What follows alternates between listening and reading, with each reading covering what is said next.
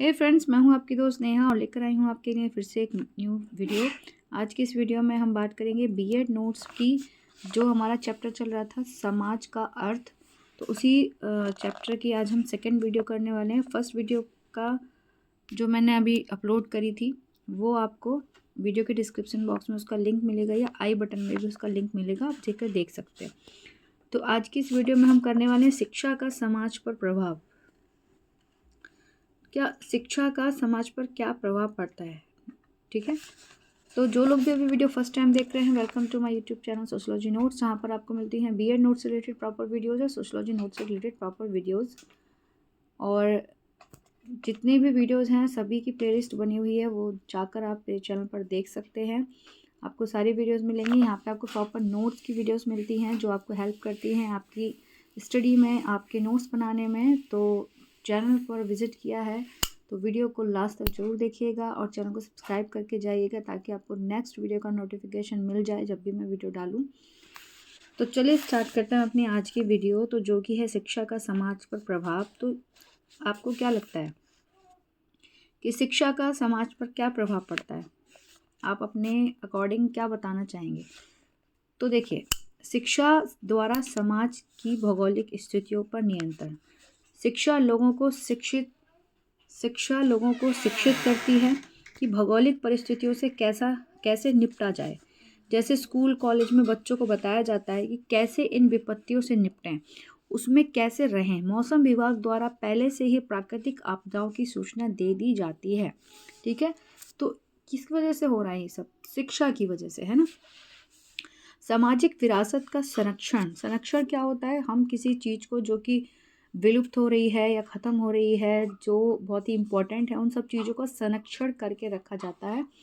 शिक्षा द्वारा ये शिक्षा मिलती है कि हमारी संस्कृति, सभ्यता, हमारी विरासत, पूर्वजों का ज्ञान, ये सब शिक्षा द्वारा हमें ज्ञात होती हैं, जिससे हमारी विरासत का संरक्षण होता है। जैसे इतिहास में क्या हुआ, इसका पता इतिहास लगाते हैं और हमें शिक्षित करते हैं, जिससे शिक्षा द्वारा हम सामाजिक विरासत का संरक्षण कर रहे हैं, ठीक है। नेक्स्ट है कि शिक्षा व समाज की धार्मिक स्थिति क्या है। शिक्षा व समाज की धार्मिक स्थिति, इसमें आप अपनी अकॉर्डिंग भी कोई भी लाइन बनाकर लिख सकते हो कि शिक्षा समाज की धार्मिक स्थिति को कैसे कंट्रोल करती है। जैसे शिक्षा में हमें समझाया जाता है कि सारे धर्म एक ही होते हैं, सब धर्मों का अपना एक नियम होता है कि भगवान एक हैं। सभी धर्म हमें यही बताते हैं कि भगवान एक हैं। जो शिक्षित लोग होते हैं वो इन सब चीज़ों को मानते हैं और कहीं ना कहीं समाज में हो रहे धार्मिक अंधविश्वासों पर वो रोक लगाते हैं, कोशिश करते हैं कि वो इन चीज़ों में ना पड़ें। तो शिक्षा का व्यक्ति पर ये प्रभाव पड़ता है। जो शिक्षित होते हैं वो धर्म के प्रति ज़्यादा अंधविश्वासी नहीं होते हैं, बल्कि वो सभी धर्मों को एक ही निगाह से देखते हैं, सभी धर्मों को उतना ही मान सम्मान देते हैं, ना कि सिर्फ एक धर्म के ही बनकर रहते हैं ना। तो इस शिक्षा हमें ये समझाती है कि सारे धर्म एक ही होते हैं या एक ही शिक्षा देते हैं। नेक्स्ट है हमारा शिक्षा द्वारा समाज का राजनीतिक विकास। शिक्षा द्वारा समाज की राजनीतिक परिस्थितियों के बारे में भी जाना जाता है। क्या परिस्थितियां हैं, राजनीतिक उथल पुथल क्या होती है, राजनीति में क्या होता है, ये सब हमें शिक्षा द्वारा पता चलता है। सामाजिक भावना की जागृति कैसी होती है? शिक्षा समाज में सामाजिक भावना पैदा करती है तथा समाज को जागरूक करती है कि समाज कैसे उन्नति करे, ठीक है। नेक्स्ट है कि शिक्षा व सामाजिक नियंत्रण व सुधार। शिक्षा लोगों को शिक्षित करके समाज को नियंत्रित करती है तथा शिक्षित लोग समाज का सुधार करने में योग्य होते हैं। शिक्षा व सामाजिक परिवर्तन। समाज में परिवर्तन लगातार होता रहता है। जैसे प्राचीन काल में वेदों पर शिक्षा दी जाती थी, मध्यकाल में मुस्लिम शिक्षा दी जाती थी, लेकिन आज सामाजिक परिवर्तन के कारण आधुनिक युग में शिक्षा कर्म प्रधान ना होकर व्यावसायिक शिक्षा, ज्ञान विज्ञान की शिक्षा दी जाने लगी है। यही शिक्षा व सामाजिक परिवर्तन है, ठीक है।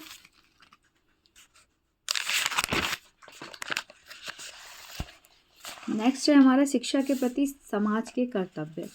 स्कूल की स्थापना, ठीक है।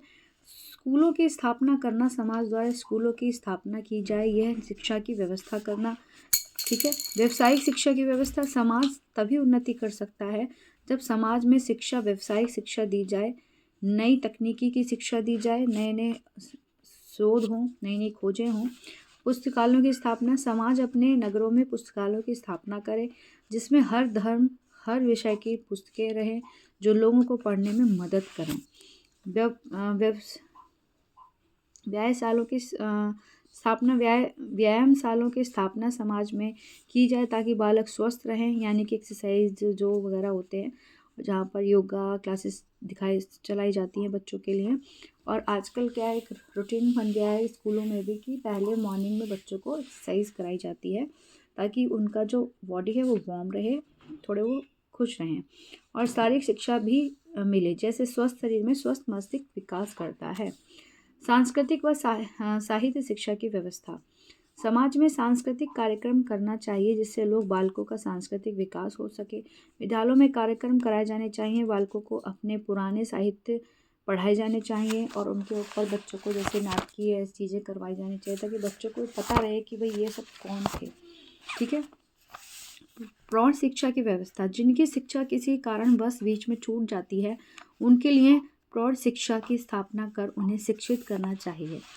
शिक्षा के साधनों का समन्वय व सहयोग प्राप्त करना, परिवार और धर्म द्वारा संबंध और सहयोग बनाकर शिक्षा प्राप्त करना। ठीक है। समाज के प्रति शिक्षा के कर्तव्य क्या हैं? अब हम देख रहे हैं कि समाज के प्रति शिक्षा के क्या कर्तव्य हैं। पहले हमने देखे शिक्षा के प्रति समाज के क्या कर्तव्य हैं, अब हम देख रहे हैं कि समाज के प्रति शिक्षा के क्या कर्तव्य हैं। तो परंपरागत दायित्व, शिक्षा का कार्य है कि वह हमारी संस्कृति रीति रिवाजों को एक पीढ़ी से दूसरी पीढ़ी तक हस्तांतरित करती रहे, या करना होता है उसका ये काम। रचनात्मक दायित्व, शिक्षा बालकों को कला नई तकनीकी दिख सिखाना, बालकों को रचनात्मक बनाना, बालकों को नई नई रचनाओं का ज्ञान कराना, ये सब उसका दायित्व है ना, उनको क्रिएटिविटी सिखाना। आलोचनात्मक दायित्व, शिक्षा लोगों को सही गलत का ज्ञान देती है तथा जब लोग शिक्षित होते हैं तो वह किसी गलत कार्य को विरोध करते हैं, है ना। जब आप पढ़ते हैं, अच्छी अच्छी चीज़ों को अपने अंदर ग्रहण करते हैं, तो आप अगर कुछ गलत होते हुए देखते हैं तो आप उसको आवाज़ उठाने में जरा भी नहीं हिचकते हैं ना, आपको पता रहता है कि इसका ये सही चीज़ है। पाठ्यक्रम में सुधार, समाज परिस्थिति समय के अनुसार शिक्षा दी जानी चाहिए। पाठ्यक्रम में समयानुसार आवश्यकता अनुसार बदलता रहना चाहिए। जो पाठ्यक्रम है वो भी टाइम टू टाइम के अकॉर्डिंग बदलता रहना चाहिए। समाज की आवश्यकताओं को पूरा करना, शिक्षा का काम समाज की आवश्यकताओं को पूरा करना होता है। जैसे इस समय समाज को व्यावसायिक शिक्षा की आवश्यकता है, ज्ञान विज्ञान की आवश्यकता है, ऐसे ही शिक्षा देना। ठीक है। बालकों की रचनात्मक शक्तियों का विकास, बालकों की रचनात्मक शक्तियों का विकास शिक्षा द्वारा होता है। जैसे बालकों में कोई गुण हो, कोई उसका विकास करना, बालकों को कार्य के विषयों के प्रति रुचि प्रदान करना। ठीक है। शिक्षा का समाज शास्त्र से क्या संबंध है? हम ये देख रहे हैं कि शिक्षा का समाज शास्त्र से क्या संबंध है। शिक्षा एक सामाजिक प्रक्रिया के रूप में मनुष्य की आंतरिक शक्तियों को प्रकट करती है तथा मानवता की ओर अग्रसर करती है। विश्व की घटित होने वाली प्रत्येक घटना में प्रत्यक्ष संबंध मानव जीवन से है। उनसे सामाजिक परिवेश में इन घटनाओं के परिणाम स्वरूप परिवर्तन आता है। ये जीवन पर्यंत चलने वाली प्रक्रिया है, अतः विभिन्न सामाजिक परिवर्तन इसके स्वरूप को परिवर्तित करते रहते हैं। ठीक है। नेक्स्ट है कि शिक्षा और समाज में गहरा संबंध है। एक और शिक्षा परंपरा की धरोहर को एक पीढ़ी से दूसरी पीढ़ी तक पहुंचाती है और इस तरह संस्कृति निरंतर बनाए रखने में सहायक होती है। दूसरी ओर परिस्थिति परिवर्तन उसे अनुकूलन का साधन बनने की प्रेरणा देते हैं। अपने इस पक्ष में शिक्षा परिवर्तन का माध्यम बनती है।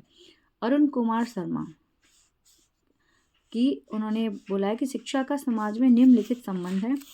शिक्षा तो अधिक से अधिक एक समर्थक साधन का काम करती है। दूसरे शब्दों में शिक्षा परिवर्तन के लिए आवश्यक है। शिक्षा समाज को निरंतरता बोध प्रदान करती है और उसकी जड़ें मजबूत करता है। शिक्षा न केवल परंपरा का प्रसार करती है बल्कि उसे गतिशील बनाती है। ठीक है।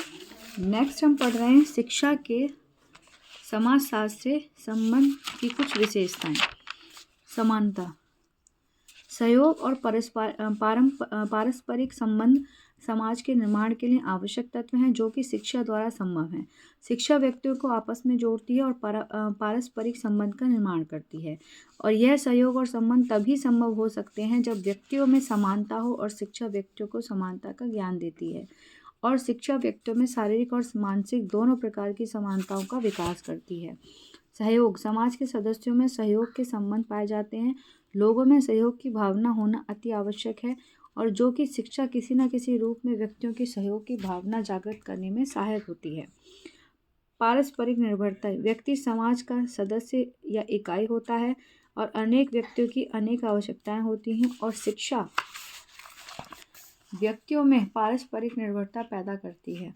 व्यक्तियों को सभी आवश्यकताओं की पूर्ति के लिए व्यक्तियों को परस्पर निर्भर रहना पड़ता है, जो कि शिक्षा द्वारा संभव ही हो पाता है।